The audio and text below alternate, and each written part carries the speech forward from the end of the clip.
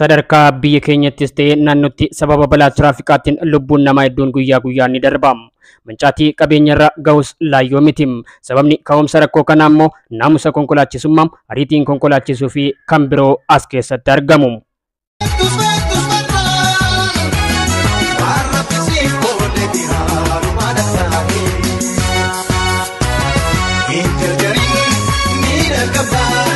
Kabajamoo daawwattoota keenya bulchiinsa magaalaa Galamsootti kabaja torbeessa sochii nageenya tiraafikaa muddee 27 jechuunis guyyaa kaleessaa dhaadannoo dogoggora kootiin lubbuu namas ta'e qabeenya baduu hin qabu jedhuun kabajame irratti waan qindeeffanne qabna nu faana bu'aa.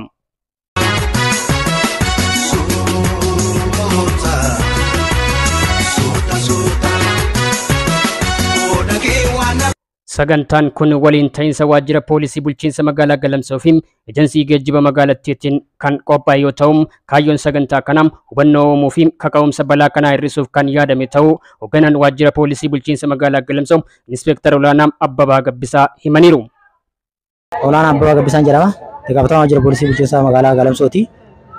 Torbeen ayyaana tiraafikii kana kabajuun kan barbaachiseef tokkoffaan hawaasa keenya dammaqsuudhaan balaa tiraafikii akka hir'isaniif fi nageenya tiraafikii kana kabachiisuu keessatti poolisii cinaa akka hiriiranii fi nageenya tiraafikii kun yeroo ammaa kana balaan adda addaa gahaa waan jiruuf isa kana hir'isuu keessatti hawaasnis gahee isaanii akka ba'aniif torbee ayyaana tiraafikii kana sababa dogoggora konkolaachisaatiin balaan tokkollee akka hin geenye mata duree jedhuun kabajaatti jirra jechuudha.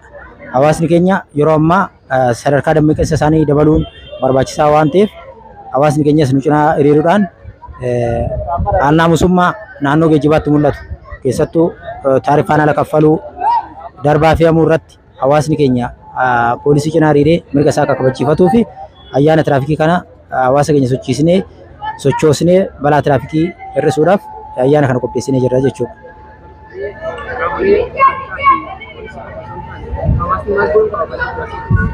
Hawaasni keenyas sochii balaa kana hir'isuu keessatti gahee guddaa qaba. Tokkoffaa bitaa isaa qabatee deemuu hawaasni keenya baruu danda'uuti qaba.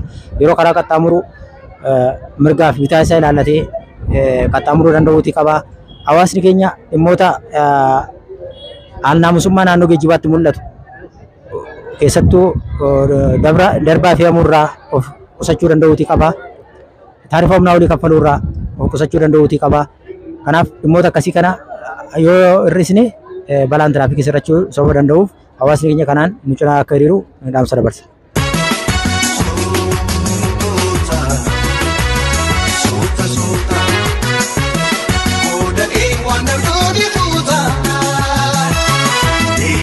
Balaa tiraafikaa gahuu danda'u sababoonni hedduun jiraatanis harki 85 ol dogoggora konkolaachisaatiin waan ta'eef konkolaachiftoonni seera tiraafikaa kabajuu qabu jechuudhaan dhaamsa kan dabarsan saganticha irratti kan argaman itti gaafatamaa nageenya tiraafika godina Harargee Lixaa gargaaraan Inspektara Taamiraat Isheetuuti. Maqaan koo gargaaraan Inspektar Taamiraat Isheetuun jedhama. Itti gaafatamaa nageenya tiraafikii godina Harargee Lixaati. Egaa guyyaa irraa sochii torbee nageenya tiraafikaa akka magaalaa Galamsootti qophaa'e kanarratti hawaasnis hubannoo bal'aa argata jenneetti kan yaadnu. Kanaaf inni guddaan balaa tiraafikaa yeroo ammaa kana gahaa jiru xiqqeessuu keessatti gaheen nama hundaa barbaachisummaa qaba waan ta'eef hawaasnis qooda fudhattoonnis itti fayyadamtoonni geejjibaa hundi seera tiraafikaa hubatee seera tiraafikaa eegee yookaan immoo seera tiraafikaa fayyadamee tajaajila isaaf barbaachisu akka argachuu qabu hubannoon guyyaa irraa kenname kun baay'ee olaanaadha. Gaheen isaa olaanaadha jechuudha.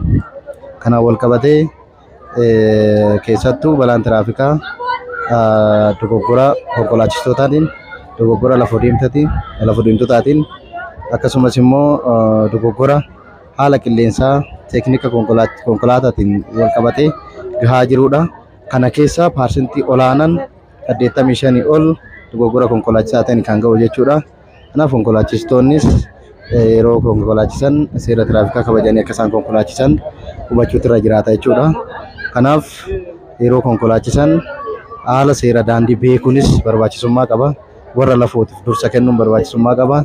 ariitii humnaa ol konkolaachisuurraa akka isaan of qusatanii fi seera tiraafikaa kabajanii akka isaan konkolaachisan hubachuutu irra jiraata jechuudha. Kanaaf yeroo konkolaachisan haala seera daandii beekuunis barbaachisummaa qaba. Warra lafootiif dursa kennuun barbaachisummaa qaba. Ariitii humnaa ol konkolaachisuurraa akka isaan of qusatanii fi magaalaa keessattis kiiloomeetira isaanii heeyyamamanii akka isaan konkolaachisan fi hubannoon guyyaarraa gama kanaan kennames gahee olaanaa qaba jechuudha. Inni biraa lafa deemtoonni itti fayyadamtoonni daandiis keessattuu hawaasni imaltoonnis gahee qabu jechuudha balaa tiraafikaa kana keessatti. Kanaaf imaltoonnis iddoodha iddootti yeroo socho'an seera tiraafikaa kabajanii olaantummaa seeraa kabajanii geejjibatti fayyadaman yoo ta'e balaa tiraafikaa kana xiqqeessuun ni danda'ama jechuudha. Keessattuu itti fayyadama geejjibaatiinis wal qabatee iddoodha iddootti yeroo socho'an haala taarifaa baheen hordofuudhaan taarifaa mootummaan baaseen itti fayyadamu akka qaban darbee immoo kan kana darbee argamu yoo ta'e to'attoota geejjibaa fi to'ataa tiraafikaa karaarra jiru qaama dhimmi ilaallatuuf eeruu kennuudhaan deeggaruudhaan seerri tiraafikaa kun akka kabajamuuf gochuu keessatti deeggarsi hawaasaatis olaanaa waan ta'eef kan hubatanii namni kamiyyuu tajaajila isaa barbaachisu argachuu akka qabu ergaas gamanumaan dhaamuuf hin barbaada jechuudha. Inni biraa yeroo daandii deeman bitaa isaanii qabatanii yeroo deeman balaa kana keessatti of eeguun waan danda'amuuf keessattuu bitaa isaanii qabatanii yeroo deeman konkolaataa fuulduraa dhufuu fi konkolaataa duubaa dhufu haala salphaan ilaalanii irraa maquu irraa goruu waan danda'aniif balaan gama kanaan gahu gama kanaan yoo fayyadamne xiqqaachuu danda'a waan ta'eef hawaasnis lafa deemtonnis seera tiraafikaa bifa kanaan kabajanii yeroo fayyadaman balaa kana waliin xiqqeessuu dandeenya waan jedhu kaasuu barbaada jechuudha.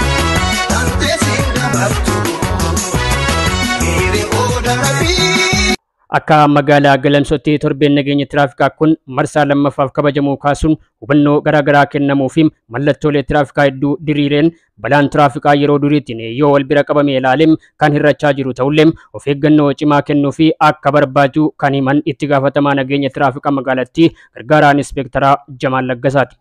Gargaaraa inspektaraa Jamaal Laggasaa naan jedhani itti gaafatamaa tiraafikaa bulchiinsa magaalaa Galamsooti. Har'a torbee ayyaana nageenya tiraafikaatti kabajanne sunis marsaa lammaffaadhaa fi barreen gaddaa barana waggaa lammaffaa kabajnee jirra jechuudha har'aa wajjin. Bu'aa yookiin faayidaan inni ayyaana torbee nageenya tiraafikaa kun qabu kaka'umsa uummata keessatti uumuudhaaf akka uummanni keenya balaa tiraafikaarraa of eegu hubannoo akka argatuuf nageenya torbee kana kabajuun hubannoo hawaasaaf kennuudhaaf. Innis maali? Darbaa akkam fe'ame, taarifaa ol akkam kaffal, daandii konkolaataarra yeroo qaxxaamuran zebiraatti akka fayyadamanii fi yeroo daandii konkolaataarra deeman immoo qarqara bitaa isaanii qabatanii akka deemaniif hubannoon miidiyaadhaan illee kennamaa ture jechuudha har'a. Kanumatti aansuudhaan immoo akka magaalaa keenyaatti balaan yeroo ammaa kana hir'atee jira akka duraaniirra jechuudha. Maaliif? Sunis sababa mallattoolee tiraafikaa adda addaa dalagnee akka fakkeenyaaf akka saaltoo yookiin gufachiisa zebiraa mallattoolee mana barumsaa fuula duratti dhadhaabuudhaan akka balaan kun hir'atan hojii irratti hojjetamanii jechuudha. Kanaan sababa balaan nurraa hir'atee jira jechuudha. Kanumaan taansuudhaan immoo magaalaan keenya bakka sochiin itti guddatu magaalaa Galamsoo jechuun sochii baajaajii, mootora, makiinaa jimaa kun kan itti guddatu waan ta'eef konkolaachistoonnis yeroo konkolaachisan of eeggannoodhaan akka konkolaachisan hawaasni keenya immoo daandii konkolaataarra yeroo deemu of eeggannoodhaan akka deeman asumaan dhaamsa dabarsaa isinis galatoomaa jechuun barbaada.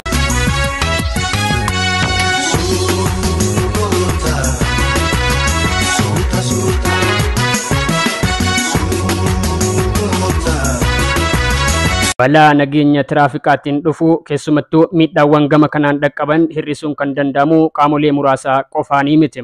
Kanaaf akka waajjira geejjibattis ta'ee waajjira poolisiitti iddoowwan sochiin namaa itti baay'atutti dargaggoota leenjisuudhaan hubannoo nageenya tiraafikaa akka kennaniif hojjetamaa jira kan jedhan itti gaafatamaa ejensii geejjiba bulchiinsa magaalaa Galamsoo obbo Abdurrahmaan Abdallaati.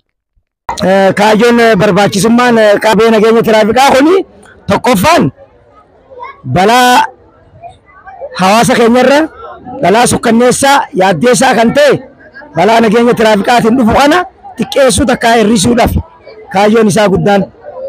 Kana akkamitti hir'isnaa? Hubannoo adda addaa kennuudhaan itti aanee barattoota deeggaraa tiraafikaa leenjisuudhaan amma nama 32 akka magaalaa keenyatti leenjisnee eebbisnee jirra. Ijoolleen tun nu gargaaruudhaan daandiirra dhaabbatanii mana barumsatii fi daandii adda addaa irra dhaabbatanii akka nu gargaaran balaa akka nurraa xiqqeessaniif. Lammaffaan speed breaker adda addaa dhaabuudhaan zabraa dhaabuudhaan hubannoo adda addaa daandiirraa fi buufata keessa kannaa mana barumsatti illee gumii dhaabnee san kennuudhaan akka balaan nurraa xiqqaatuudhaaf kaayyoon keenya guddaan amma akka magaalaa keenyattis wanni kun balaan kun jiraatus hangana hundaa miti. Xiqqeessaa hubannoo garaagaraa kannaa jirra. Daandiirraa fi magaalaa bakka hawaasni walitti qabametti hubannoo hanga dandeenyu kannaati kan xiqqeessaa jirra. Hawaasni keenyas numaddii dhaabbatee daandiirratti bitaa isaanii qabatanii akka deemanii fi gama hundaan nageenya tiraafikaa balaa nageenya tiraafikaatiin dhufu kana numaddii dhaabbatanii akka nu gargaaranii fi hubannoo garaagaraa bakka jiranitti taarifaan ol qabatee hawaasni keenya akka saamamaa jiru kana hunda numaddii dhaabbatanii isaanis tumsanuu ta'uu qabanii nan ja'a.